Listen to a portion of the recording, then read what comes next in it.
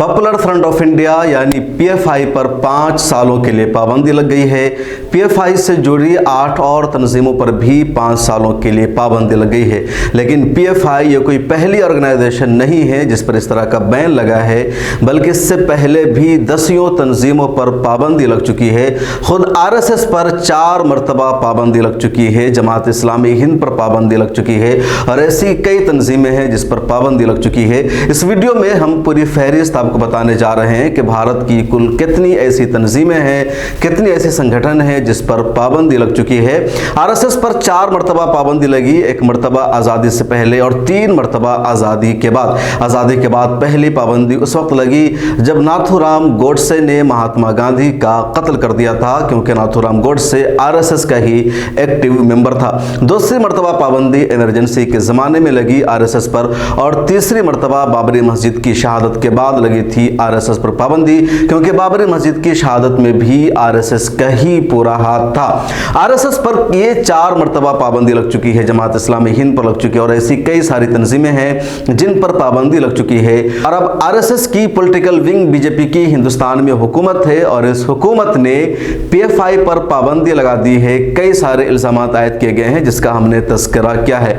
वजारत दाखिला की वेबसाइट पर ऐसी 39 ऑर्गेनाइजेशन का तस्करा है और पीएफआई को शामिल करके अब 40 जिसको बैन किया गया है और इन सब को बैन किया गया है यूएपीए कानून के तहत। तो कौन कौन सी ऑर्गेनाइजेशन है उसकी लिस्ट यहां आप देखिए। सबसे पहले तंजीम है बाबर खालसा इंटरनेशनल, दूसरी है खालिस्तान कमांडो फोर्स, तीसरी तंजीम है खालिस्तान जिंदाबाद फोर्स, चौथी तंजीम है इंटरनेशनल सिख यूथ फेडरेशन, पांचवी तंजीम है लश्कर तैयबा पासबान तैयबा अहले हदीस, छठी तंजीम है जैश मोहम्मद तहरीक फुरकान, सातवीं तंजीम है हरकतुल मुजाहिदीन या हरकत अल अंसार हरकतुल जिहाद अल इस्लामी, आठवीं तंजीम है हिजबुल मुजाहिदीन पिरी पंजाल रेजिमेंट, नवी तंजीम है अल उमर मुजाहिदीन, 10वीं तंजीम है Jammu and Kashmir Islamic front, 11वीं तंजीम है United liberation Front of Assam जिसको यूएलएफए कहा जाता है, 12वीं तंजीम है national democratic front of Bodoland यानी एनडीएफबी, ये भी आसाम में है, 13वीं तंजीम है पीपल्स लिबरेशन आर्मी पीएलए, 14वीं तंजीम है United National Liberation Front UNLF, 15वीं तंजीम है People's Revolution Party of Kangleipak, 16वीं तंजीम है कंगलीपाक कम्युनिस्ट पार्टी यानी केसीपी, 17वीं तंजीम है कंगेली युवा कनबा लुक, 18वीं तंजीम है मणिपुर पीपल्स लिबरेशन फ्रंट यानी एमपीएलएफ, 19वीं तंजीम है ऑल त्रिपुरा टाइगर फोर्स, 20वीं तंजीम है National Liberation Front of Tripura, 21वीं तंजीम है Liberation Tiger of Tamil Eelam, 22वीं तंजीम है Student Islamic Movement of India, इसी से जोड़कर पीएफआई पर भी इल्जाम लगाया गया है। 23वीं तंजीम है दीनदार अंजुमन, 24वीं तंजीम है कम्युनिस्ट पार्टी ऑफ इंडिया जो मार्क्सिस्ट लेनिनिस्ट वाली थी यानी People's War all its of formation इसमें शामिल है। 25वीं तंजीम है मोस्ट कम्युनिस्ट सेंटर जिसको एमसीसी कहा जाता है और इसकी तमाम तंजीमें भी इसमें शामिल है। 26वीं तंजीम है अल बदर, ये भी कोई तंजीम थी पता नहीं कब थी। 27वीं तंजीम है जमीयतुल मुजाहिदीन, 28वीं तंजीम है अल कायदा, 29वीं तंजीम है दुख्तरान मिल्लत, 30वीं तंजीम है तमिलनाडु लिबरेशन आर्मी, 31वीं तंजीम है तमिल नेशनल रिविटियल ट्रूप्स और 32वीं तंजीम में अखिल भारत नेपाली एकता समाज जिसको ABNES कहा जाता है। 33वीं तंजीम में यानी 33वें नंबर पर यह रखा गया है कि वो तमाम तंजीमें जो यूनाइटेड नेशन के तहत दहशतगर्द के तौर पर मानी जाती है वो भारत में भी दहशतगर्द समझी जाएगी।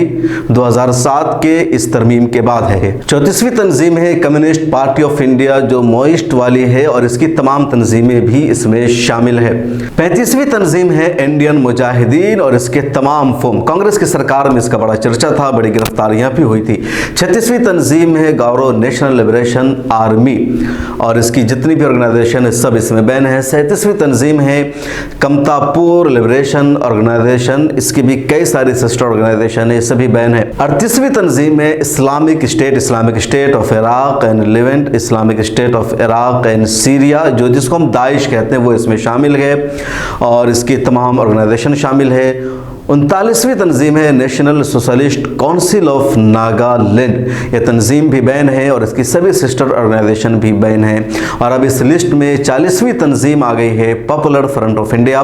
किसी भी तंजीम पर बैन लग जाने का मतलब ये होता है कि उस तंजीम के बैनर तले कोई भी एक्टिविटी नहीं की जा सकती है, किसी भी सरगर्मी को अंजाम नहीं दिया जा सकता है।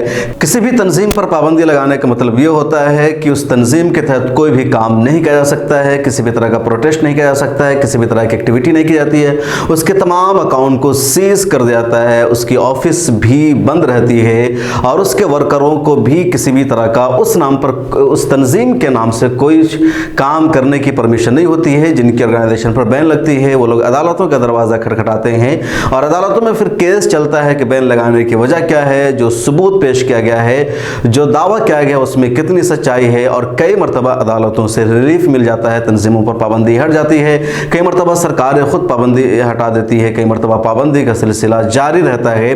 जैसे सीमी के साथ हुआ, पाबंदी लगी तो पाबंदी लगी रह गई, अब तक वो पाबंदी नहीं हटी है। PFI पर बीजेपी ने पाबंदी लगा दी है। अब अगले 5 साल तक ये पाबंदी बरकरार रहेगी, बीच में हट जाएगी या 5 साल बाद दोबारा इस पर पाबंदी लगेगी, ये आने वाला वक्त बताएगा। RSS पर 4 मरतबा पाबंदी लगी लेकिन वो पाबंदी हटी और इस वक्त RSS इतनी मजबूत ऑर्गेनाइजेशन है और दुनिया की सबसे बड़ी NGO मानी जाती है। दुनिया में सबसे ज़्यादा मेंबर्स अगर किसी भी तंजीम के पास है तो वो RSS है। इस वीडियो में इतना ही। हमारा ये प्रोग्राम आपको कैसा लगा कमेंट सेक्शन में ज़रूर लिखेगा और सोशल मीडिया के सभी प्लेटफॉर्म पर मिलत टाइम्स को सपोर्ट कीजिए।